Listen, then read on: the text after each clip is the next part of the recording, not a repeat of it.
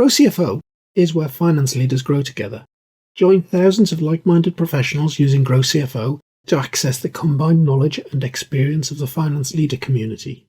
You can join us today at growcfo.net. Hello and welcome to the GrowCFO Show. I'm your host, Kevin Appleby, and today we're going to talk about storytelling. And I've got the expert in FP&A storytelling with me, Soufyan Hamid. Soufyan, welcome to the GrowCFO Show. Hello, Kevin. Thanks for having me here. So, Soufyan, great title, FP&A storyteller, but now tell us your backstory. If I have to go back to the first steps of my career, I have a classic start of career. I started as auditor at PwC, then moved to consulting at Deloitte. And it's only when I started to work in a company as a fixed employee, it was for a telco company in Belgium as a finance business partner, that I really learned the importance of storytelling. When I was a consultant, you have your findings, you have your conclusions, and you have, let's say, the background and the strength of your analysis to be strong enough to convince. And yes, because you have this external aura, people tend to believe you. But when you are internal, you have to convince people that do not believe you just because you say so. And I have an interesting story about when I understood why it was important. I remember I was reviewing the monthly results with the finance director, who had in his turn to present it to the management committee and to the exco. And he was supposed to present my analysis of the monthly results. And I was going from exception to exception. He was asking a lot of questions. He did not really understood. We lasted like 10, 15 minutes like that. And finally, he told me, Soufyan, wait, you're an expert, you're a technician, but you have to understand that the people in front of me won't be experts. So you have to make sure that you translate your expertise into something they know. So tell me the story behind it. And it was completely new for me. What would story mean in finance? That was something like a buzzword for me. And to go even further, it was something like BS. I did not understand why it was important. But when he told me that, I understood that it was maybe time for me to question myself. And so I followed many trainings on how to give a good presentation. Unfortunately, at that time, I found trainings on how to give TED Talks, on how to present in the Toastmasters. So really focused on public speaking, really focused on the structure of a delivery. But I did not find anything related to finance. And I found that our analysis, our expertise was so unique that we had to find a way to translate that uniqueness into a storytelling that's completely different from the rest. And so this is why I worked on it, tested, practiced, made mistakes, and eventually found a good way to organize the process from the analysis to the delivery of the presentation and the conclusions. And this process, I teach it since now 3 years, and I found it to be very efficient. Tell us a little bit about that process then. What's the magic? To understand that process, I first have to tell you about how I discovered that process. When I started to be interested in financial storytelling, I also started to interview CFOs, directors from my company, from outside of the company, even in the last years. And I found 5 main issues of finance presentations that come around in the different interviews I've had. The first one is that when you go out of a finance presentation, there's no clear message. You have a ton of information, you have a P&L, you have a cash flow, but when you go out, you don't know what to remember. That's the main feedback. The second thing is finance presentations are the same. And it doesn't really matter whether it's for an executive committee or a staff meeting or entry-level people, non-finance, finance. No, the deliveries are always the same and are not targeted to the audience.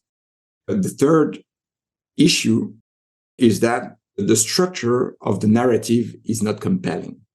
Generally, how this works in finance, maybe you will confirm whether you agree with that or not. Well, we follow the structure of the P&L. So we show the full P&L and then we go for revenues, cost of sales, operating expenses, CapEx, etc. This is a nice way and linear way to show the P&L, but it doesn't really reflect the business reality behind. And so this is why it's important to structure and to find a narrative that corresponds to how people see their business and not really how people look at the P&L.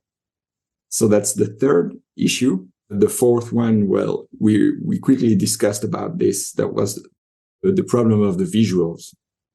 The slides are not appealing. There's too much text on the slides, too much graphs, too much tables. So we don't know where to look at. And the final problem was that the delivery is not great. Generally, this is the last thing finance professionals focus on. They prepare their slides.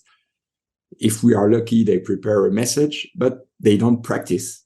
And so when they are in front of executives or when they are in front of a town hall of 50 to 100 people, they don't know how to deliver correctly. So they forget everything about body language, about public speaking, about how to engage the audience. And so these 5 problems that we often observe in finance presentations, well, I found a way to counter them. And this is my famous story framework. So STORY. And this story framework actually represents a way to counter each issue individually. The S goes for select your message. Thanks to this part, you understand how to analyze your figures first and then to retrieve what I call the signal from the noise. So you have a cloud of information, just detect what is the important topic. What's important this month? I can relate well to what you're saying about being there and presenting the business results in the management team meeting. Back in my days, it's a long time ago now, and I was actually business partnering in a business before I became a consultant. Yes, I'd do exactly what you say. I'd put a slide up on the projector and it would show the P&L account. Mm-hmm. And we'd go through it and we'd look at the key variances and so on. And it fell into all of those traps you're talking about. It was great. You got a lot of executives around the table starting to fall asleep because it's Kevin talking about the P&L account again. Yeah, we were talking about bits and pieces of variances from budget. Frankly, they didn't care. And I know now from lots and lots of experience consulting, learning to present in better ways, that what's the message has to be the first thing. Mm-hmm. Start with what's important this month. If there's only one thing I can tell them about, what is it? This is especially important because when you are in front of executives, for example, let's say you have a slot at the executive committee. You have a slot of 30 minutes. Well, you are never sure that you will have your 30 minutes. Yeah. You can have 5 minutes. You can have 10 minutes. You have to be ready in those 5 minutes to tell everything they need to know.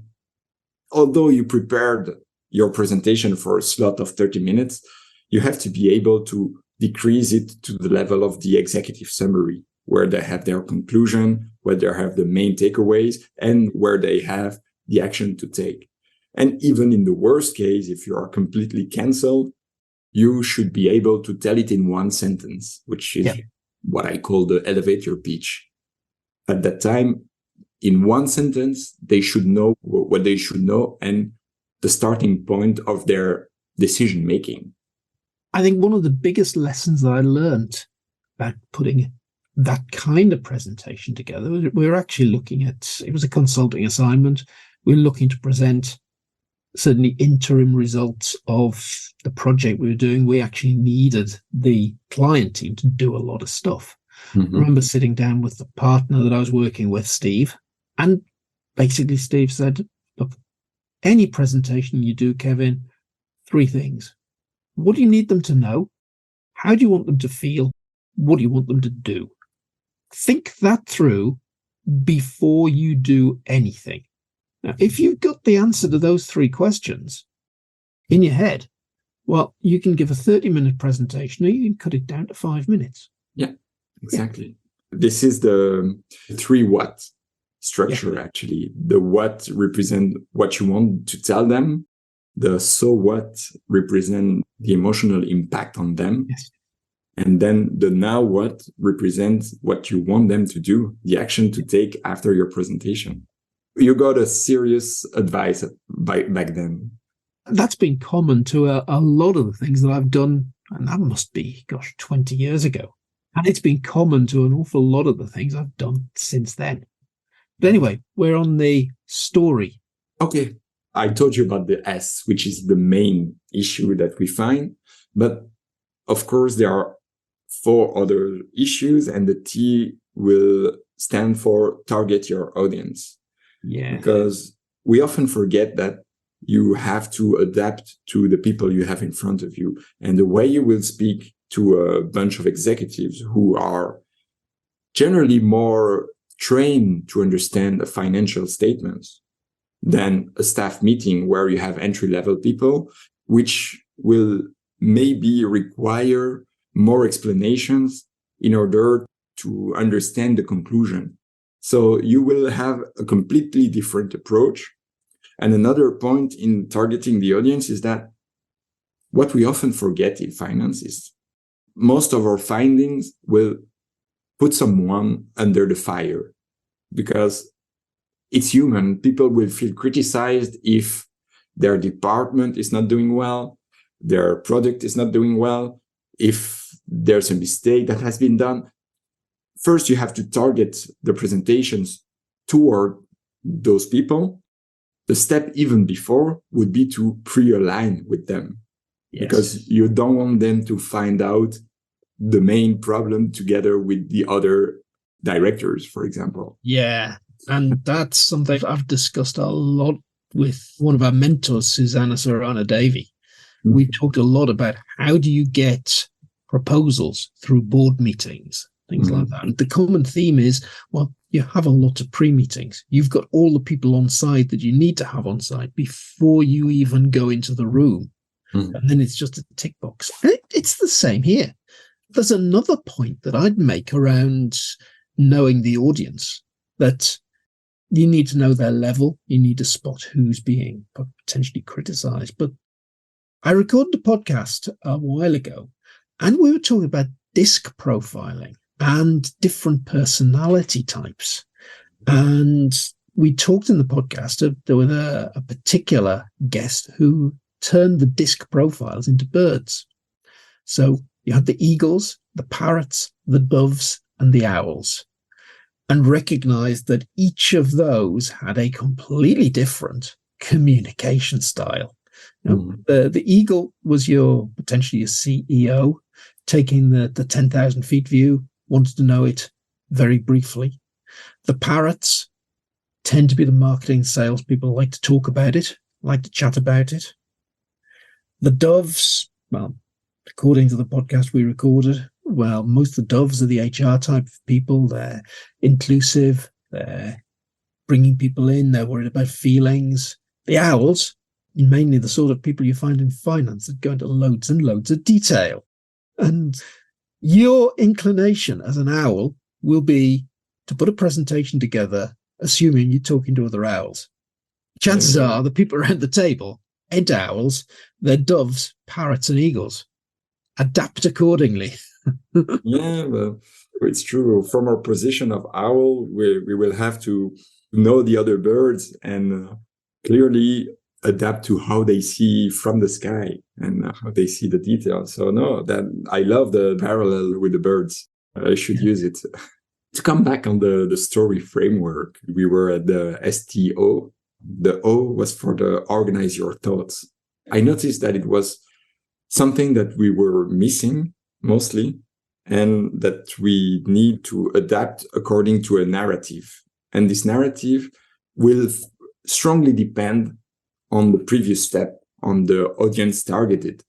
I won't give all the details, but to summarize, the audience will strongly make your starting depend. That means that with executives, people needing less details, people in a hurry, you will start directly with the conclusion and then develop your supporting evidence. While when you are with experts who know their work better than you, well, in that case, you will have to build the trust with evidence before bringing the conclusion. And so this approach will be what I call the inductive approach, in which you communicate the conclusion before the evidence, and the deductive approach, where you first detail every evidence before making people understand what the conclusion is. And I think that we can make a parallel with the birds you talked about. Really? The Yes. eagle will be more inductive, while when you are in front of doves and even the parrots, they will need the construction of the evidence before having the conclusion. That's a bit to summarize the structure of the story. And then you have to know how to start, how to end, in order to keep the attention of the people, to be engaging.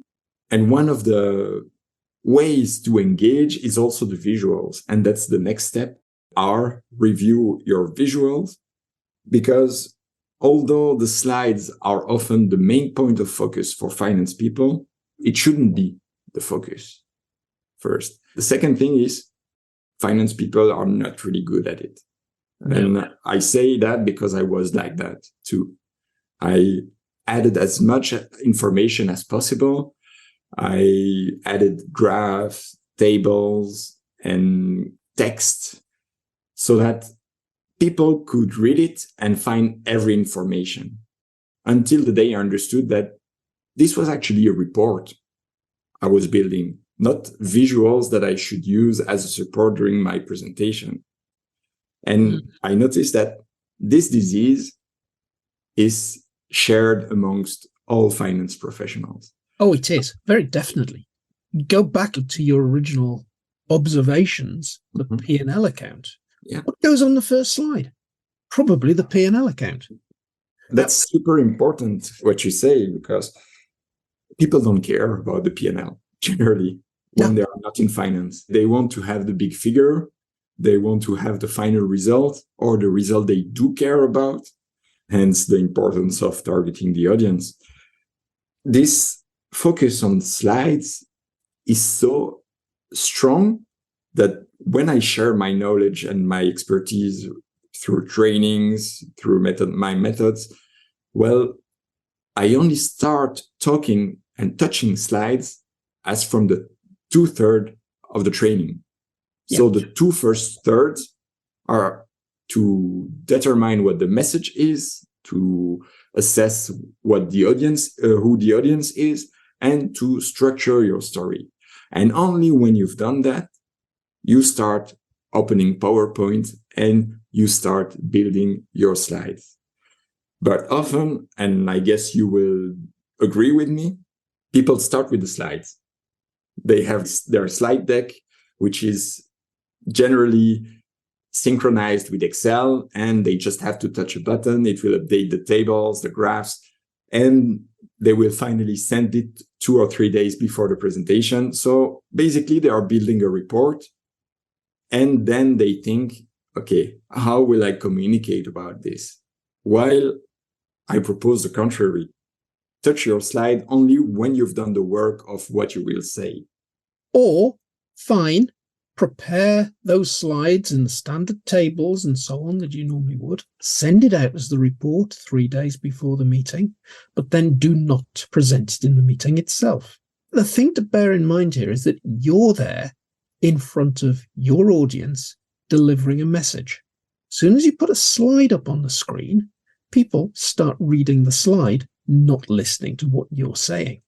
Therefore, only put information on the slide that reinforces the verbal message that you're giving, not something for them to go away and read and look at 15 lines in the P&L account, and each person in the room's looking at a different line and looking at a different variance according to which part of the business they're in, and nobody's taking any notice that you're saying, well, look, the gross margin's down by 20%. What are we going to do about it? What I usually say, your slides should help you, not steal your thunder. They should be a sort of support. And so the focus will be on what you will say. And if you have a graph that can help, great. If you have a headline that can help, great.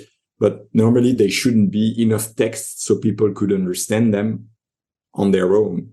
And this is what I generally criticize on the pre-reads, is that we use slides and we send them 3 days before. There's enough to read because, of course, people have to be able to understand them on their own.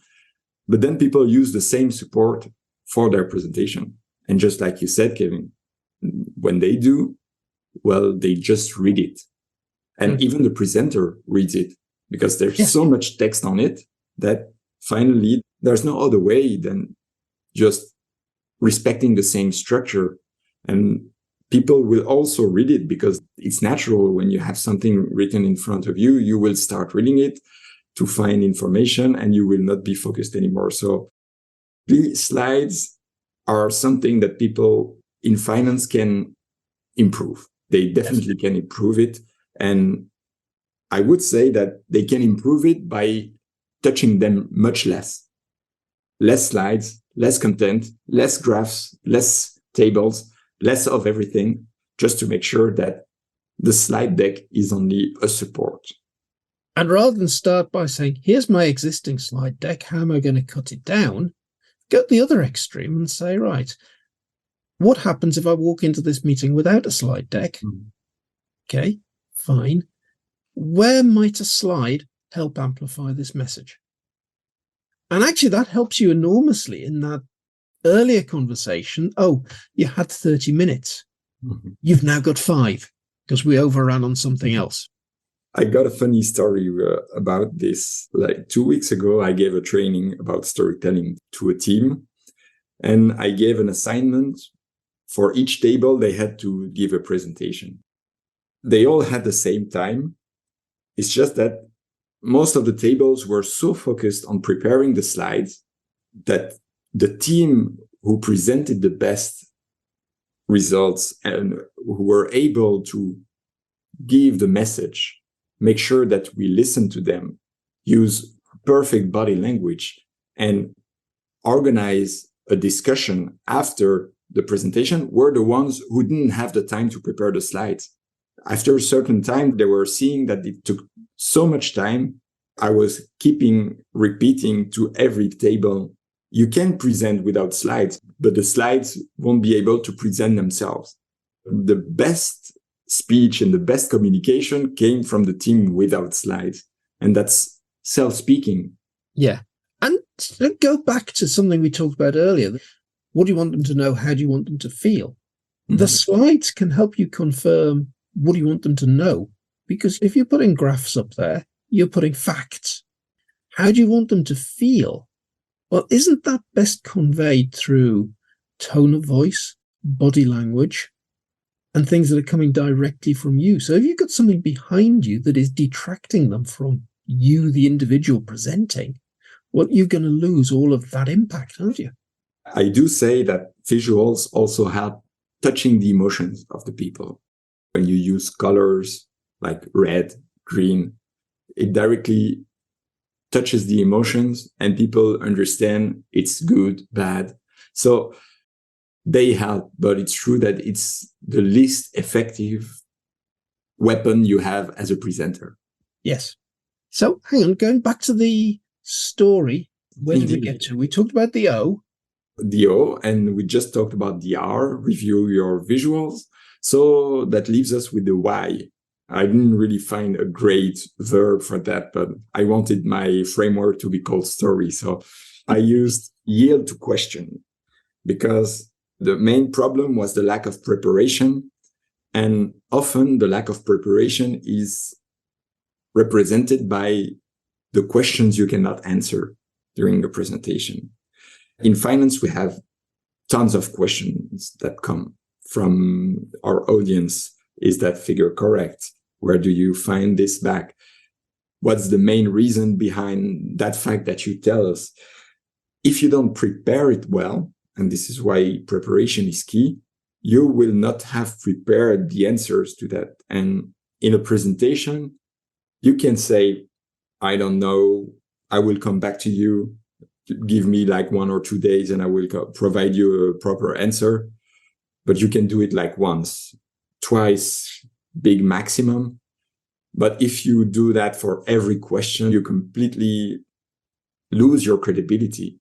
And when you lose the credibility that you have as a presenter, well, you lose the trust. So you might as well go back to send a mail. And that's why it's important to prepare for questions, but also to prepare the delivery, because the way to convince people in the audience is also learn how to speak, learn how to master the voice tone, the pace, the pauses, how to look at the audience, how to use your body, your hands to explain one thing, the other, pros and cons. It's definitely something that will help you convey a message. It will not help if your content sucks, but it will boost your content if it's good. And that's why you have this unique opportunity as a presenter to deliver a stronger message than by just sending an email. People need the contact with human people. They will be convinced by someone who presents well, who is at ease with public speaking. I don't want finance professionals to focus more on being a Toastmaster speaker or a TED talker. No, the goal is to have enough confidence to deliver your message confidently and convince the people who are in front of you. But be focused on the content first, and then deliver your presentation by practicing it a lot. And this is something I haven't seen a lot, people rehearsing a presentation. And this should happen much more often. Rehearsing is something that I hate. And I can think of times we've done it. It's been in a consulting setting. We've been presenting a proposal to a client to do some work, with a team going in there to present, and we've run through the presentation 2 or 3 times in the office. I absolutely hate doing that because I never react in the same way rehearsing it as I do when there's actually some real people in front of me that are listening and are taking it in. Mm-hmm. But flip side of that I've found, in a situation where you're going in to talk to the business team, you tend to know the individuals in the room. So one of the techniques that I use is, how's Fred going to react to this? What am I going to expect from each of the people around the table? Think it through. What are their questions? What's high on their particular individual agenda? Am I saying something here that I can either say this in a way that I can bring that person in at this point because they're probably going to give me some support because I'm in one of their pet subjects, or, that's going to be a bit painful. Do I need to steer away from that one or somehow reframe it? Again, it's coming back to an earlier point, know your audience. Mm-hmm. But rehearsing, knowing your audience is actually quite powerful. And when you have colleagues who know your audience as well, you can use your colleagues to help you while gathering the potential reactions, trying to brainstorm on the potential questions, objections. So the best setup to rehearse would be with colleagues. Yes. With your colleagues. And if you have non-finance colleague who can help you, that's even better. But it's true that today, especially with the work from home trends that we see, it's not always easy to find colleagues who will attend your presentation and your rehearsal. So in that case, what I would suggest is that there are tools in PowerPoint, but also on the web. There's a tool called Udly. They help you rehearse, and they will detect if you repeat a word often, if you use filler words, if you hesitate too much. They will calculate the pace of your speech. They will assess the tone of your voice. In such case, it's not perfect, but it's at least something. And for people who do not feel at ease to rehearse in front of other people, that's already a good step they can use. There's something that I actually find quite horrible. You and I are sitting here now. We're using Zoom to record a podcast. We're having a great flowing conversation. But if I sit down to record a video that's going to go into an online course, and all I'm doing is staring at the screen, I will make mistake after mistake after mistake. And it's absolutely horrible. And so that element of rehearsing I find really difficult personally. It is. And this is why most people don't do it. And I force myself to do it at least once, because although I don't really behave like an actor who rehearses before a play, it allows me to go through all the structure and correct elements that I don't find that would fit in the structure. For example, slides that I don't feel comfortable sharing because they take too much time or because they deviate us from the main message. And this is the most important thing, I would say, in the rehearsal, is to be confident about what you will say and how you will say it. Not really to deliver a stellar presentation. I mean, there are some elements of focus, and on our sides, I don't want people to think that they have to be able to speak in front of thousands of people. That's not the goal. The most important issues that were detected by my conversations with CFOs, finance directors, FP&A managers is not how people talk or use their body language. It's mostly about the preparation. And so this preparation through one rehearsal on your own, on your side, allows you to just bring the last corrections before jumping to the wide world. You came up with just one little interesting thing there. I want to explore a bit further. No? The modern tendency for remote working. Mm-hmm. Spoke on the podcast a couple of weeks ago with two CFOs, separate podcasts, that are both working with remote finance teams. They're spending very little time in contact with each other and in direct contact with the rest of the business. Now, if you're in that remote position and you're using Zoom or Teams or whatever your company's favorite flavor of communicating is, how do we adapt to that, Soufyan? Because the tendency will be, I've got some slides. I'm going to screen share. We've been talking tone of voice. We'll find that'll still be coming across, but we've been talking body language. Suddenly, as you put those slides up, your picture either disappears completely or goes into a tiny little box at the corner of the screen. Mm-hmm. Everybody's focusing on the slide and not you. So how do you deal with that situation? That's a tough one. And it's true that we have to adapt. We lose a lot of our body language when it comes to remote presentations. What I suggest to people is the following.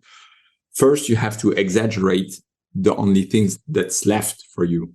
And the only thing is your smile, your moves, and your hands. Yes. You have access to your hands, so use them. Even if your picture becomes super small on the right side of the screen of the people, they will see you move your hands. And so they will often have a glance at you. The other suggestion is to stop using the slides once in a while. For example, if you have an explanation to give, or if you want to have an interaction with people, if there are any questions, you are not supposed to share the slides if they are not with the flow of what you're saying. So many times we just leave the slides because we are sharing our screen and this is how we do. But you do not have to be afraid to just click on this little button, stop sharing, and then reshare when you need to, because at that time, people will see you directly in front of them and will wake up in case they started to sleep. And so it will change a bit the tempo of your presentation that will keep them entertained and engaged. That's using the visual behind you in a different way as well to the way you'd use it in a physical meeting room. You've turned the projector on at the beginning of the meeting. There are slides there. Yeah. And you flick through them, but there's always a slide there. That way, if you're actually switching the screen share on and off, then you're very much bringing people back to focusing on you. Exactly. That's powerful. There's a feature in PowerPoint, and people don't know that much. When you share your screen, even when you are in a physical location, when you share your screen, you have the presenter view. And in this presenter view, you have a little button where you can just stop sharing your slide. So you can put a black screen instead of your slide. And I found it to be very effective when you want people to refocus on you, when the explanation is not technical and that you want people to think, to focus, not to read, not to observe the visual. Just click on that little button and then your screen becomes black and you're back with them, and they can take like 5 minutes to come back to what you say. And that's super important. And this button is not known. And I will make a post about it tomorrow because it's super powerful. That is super powerful. I didn't know anything about that button at all. And I've given many, many PowerPoint presentations. I just carry on talking against whatever the last important slide was that we discussed. Mm-hmm. Or occasionally managed to flick forward a slide too many in the presentation because I'd finished talking about that one. That is tremendously powerful. Yeah. So, no, we've covered things that we've got in GrowCFO. We've got the FP&A bootcamp. We've got the business partnering bootcamp. And we cover storytelling and presenting in both of those. But you've got a course that goes into just presenting in a lot more detail. It's about presenting and storytelling, indeed. And for the moment, I only give it to corporate people, corporate companies, because I prefer to give it in person. Something that I want to train in person. I want to have groups that are big enough in order to play the roles, to have enough feedback, because it's super important for me to be able to give feedback to the participant, but also that they get feedback from their peers, because the more feedback they get, the better they can become. I also give this training in live courses online. Obviously, we cannot do the same, but it's already a good starting point for people to start practicing storytelling and presentations. Yeah, so we'll put links to all of those courses in the show notes for the podcast. Thank you. Soufyan, that has been fantastic, really eye-opening. Just going through that STORY story acronym has been really, really interesting. I know that I've seen that in a great visual on LinkedIn. I wonder if we can share that visual as well in the show notes. Yes, you can help yourself. You can copy it without any problem. Soufyan, thank you for being this week's guest on the GrowCFO Show. Thank you, Kevin, for inviting me.